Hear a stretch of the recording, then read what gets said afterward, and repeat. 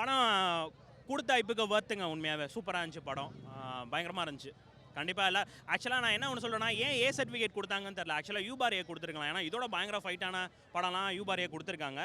But of course இது up to sensor board. அது நம்ம எதுவும் பட் கண்டிப்பாக எல்லோரும் ஃபேமிலியோடு வந்து பார்க்கலாம். ஒன்றும் அது ஏன் ஏ கொடுத்தாங்கன்னு தெரில. பட் ஓகே, கண்டிப்பாக சொல்லாங்க. அதாவதுங்க, அது வந்து சில பேர் தலைவருக்காக காம்ப்ரமைஸ் பண்ணுவாங்க. அவங்களோட டேரக்ஷனை வந்து கொஞ்சம் இறக்கி விட்டு கொஞ்சம் காம்ப்ரமைஸ் பண்ணுவாங்க. அதெல்லாம் லோகேஷ் பண்ணவே இல்லை. Is in is full form. அதே மாதிரி தலைவர் சொல்லவே வேண்டாங்க.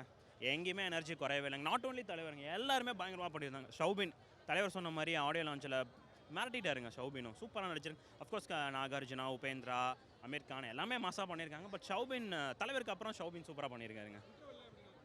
இன்டர்வல் செம மாசாக இருக்குங்க. அதில் தான் அந்த அந்த ஒரு லீடுக்கான இதோ வச்சு தான் இன்டர்வல் விடுறாங்க. பட் நான் ஸ்பாய்லர் சொல்ல விரும்பல. நல்லா இருக்குது. படத்தில் நிறைய ட்விஸ்ட் இருக்குது. நிறைய பேர் இந்த சோஷியல் நெட்ஒர்க்கில் வந்து இந்த வாட்ச்சு டைம் ட்ராவல்குள்ளே போய் அது இது சயின்ஸ் ஃபிக்ஷன் ரேஞ்சுக்கு பேசுனாங்க.